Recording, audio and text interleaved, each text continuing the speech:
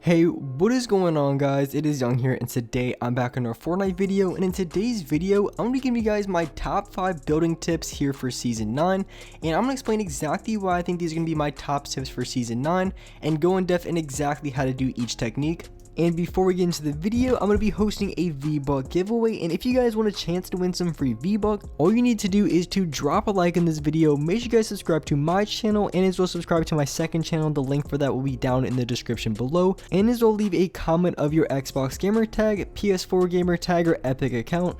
And for the winner, I'm going to be giving away 2,000 V-Bucks in which you can buy skins, gliders, pickaxes, anything you want in the item shop, so make sure you guys enter.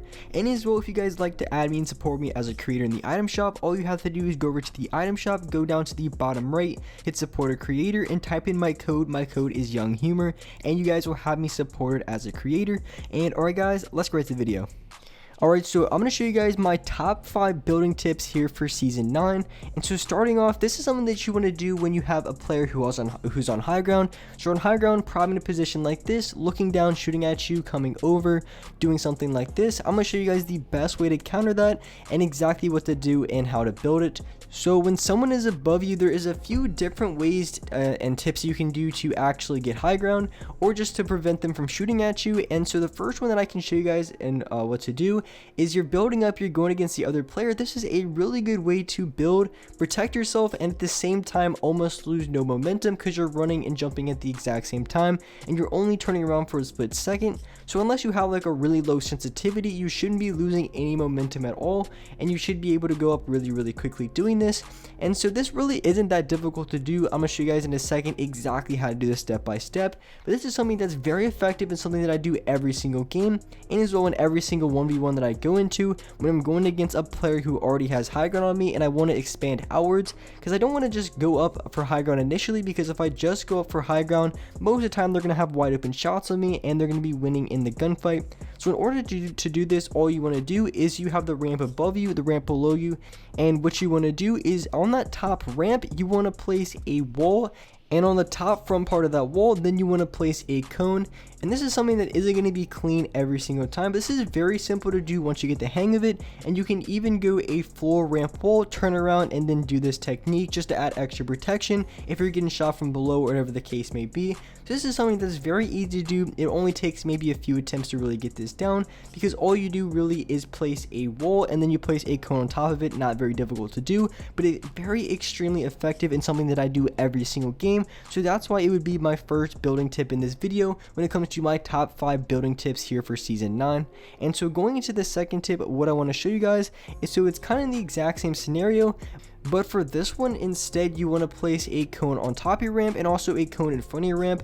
And this is very effective, like I said, if a guy is on top of you and when he comes from that high ground position, if they're just spraying at you, they're gonna have to shoot through 3 layers, because if you're going forward and you place the cone, ramp, and then another cone, they're gonna have to shoot through all 3 layers to shoot at you, especially if you're running forward. And this is very good if you want to do other type of builds off of it, because you don't even have to go forwards with it. You can also place the cone above you, in front of you, and as well you can place it to the left or right and then branch out from there. So there's definitely a lot of variations and different things you can do with it, but this is something that I've known to be very effective, and also is something that I think everybody should learn. And also when you're doing this, when you place your cone and go for the edit, you want to make sure that you're editing the 2 squares. You don't want to just edit 1 square, and the reason being because after you edit the 2 squares on the ramp, because if you don't, you have to turn around and do the first technique that I showed you, and it's going to slow you down possibly from time to time. So the best way to do it is when you edit the 2 squares, it makes it so you can connect your ramp above it, and that's exactly what you want to do. And that's going to be my second building tip for this video. And so for my third building tip in this video, and this is going to be something that you can use kind of in the same situation where you're branching out and you want to go for a turnaround and an edit. And there's a good way to do this and also sort of a mediocre way that's not really that good. So mainly what people do when they want to do something like this, so they would branch out like how I normally would, and then after they branch out, they place the cone like you do right here, and then they turn around and then they edit, and then they go for the edit on top on the cone. And this could slow you down a little bit, because if you already go up, you turn around, you basically slow down your momentum, causing you to slow down a little bit, and it's not going to be as fast, and as well it's not going to be as fluid and look as smooth as it should. So I'm going to show you guys the best way to do it in this situation. So if you guys don't know, when it comes to flipping the ramp, there's a few different ways you can do it. And of course, the way pretty much every single person in this game does it is when they bring it from one side to the other. But the better way to do it that's a little bit more smooth is you can drag it from the bottom to the middle side, and you can do it on the left side or the right side. And by doing this, it actually flips the ramp as well. And it's going to be a lot more smooth, and it's going to be a lot better looking when you actually go for the edit. And once you're doing this, as you can see right here when I'm going for it, it's going to be a lot more smooth, and it's going to be a lot quicker than having to turn all the way around, then turning back, and then having to edit. It doesn't slow you down at all. So doing this is going to be very effective, and also something that I would highly recommend trying to learn. And this one's a little bit more difficult at first because you have to get the rhythm down, because the hardest part really is just going for the edit. Most of the time when I mess up the edit is when I go to drag it over. I end up not dragging it all the way, which completely messes up my edit, and it's not allowing me to finish the edit on that rotation. So this building technique will take a little bit of practice, but it also is very effective. Another way I can show you guys, and I'm going to show you guys exactly why you'd want to learn this in a situation in which you'd want to use it as well. So basically, a lot of times you can go for 90s, you can go for 390s in a row, but if you want to give yourself an extra lift, an extra boost, what you can do instead is after you get to the top of it, you can place a cone, you can edit one of the squares. You can actually edit both of them if you really wanted to, but you can edit one of the top corner squares of that cone. And once you do so, you can run up to the top of it and then do 390s afterwards. And when you're doing this, you have to make sure that you don't edit the cone too late, because if you edit the cone too late, it's not going to allow you to go for the edit. And what I mean by that, if you edit it too late, it's going to throw you under the cone.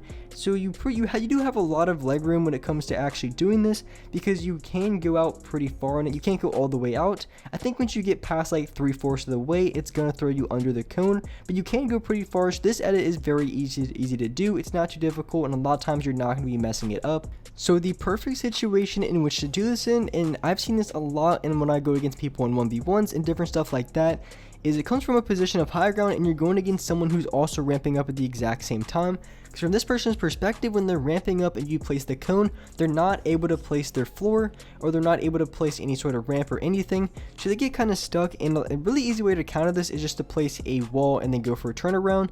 But a lot of times you're going to catch people off guard, and it's going to throw them off, and you're going to have a free shot. So you can go for something like that, and if they counter, they place a wall or anything like that, it doesn't matter. You can go for the quick edit on it, because you do have all the way towards like the very end before it really throws you under the cone. So you do have a lot of room to work with when it comes to going for that edit. So that building technique can be very effective, and if they counter it, you also have a counter to it as well. You can just keep ramping up and do 90s, and as well, you won't lose your high ground because you have that initial advantage. And so the last tip or building tip that I want to show you guys is going to be these double 90s here, and I'm going to explain exactly why you'd want to do these instead of the traditional ones.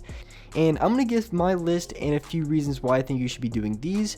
So the normal 90s, as you can see, is the ones I'm doing right now. Just traditional 90s, how most people do it. And we're doing this in a 1v1. Honestly, what I've noticed is you do leave your side more exposed. As you can see from here from my left side, I do feel a little bit more exposed, and I'm going to be taking more shots than I normally would, especially if you go against a really good player. They're going to be getting a lot more shots on you.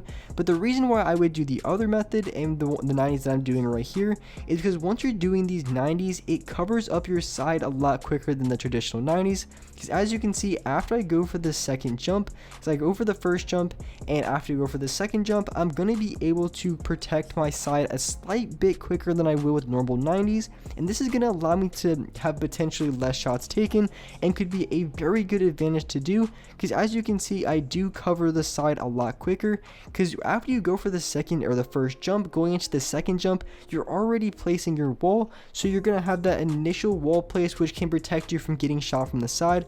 These are definitely a little bit more difficult to do, and will take a little bit of practice to get down.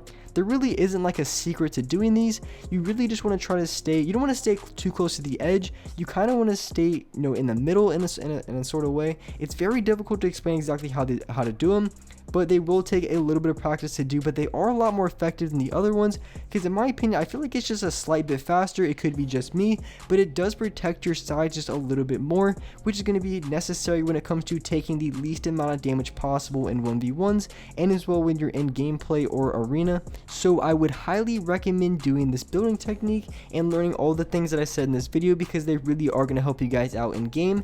And with that being said, that's our part for this video. Hope you guys enjoyed this video. Hope you guys liked it. And if you guys could, drop a like on this video. Make sure you guys subscribe to the channel if you haven't already. Turn on my notifications so you're notified for each and every new video. And alright guys, I'll see you next video.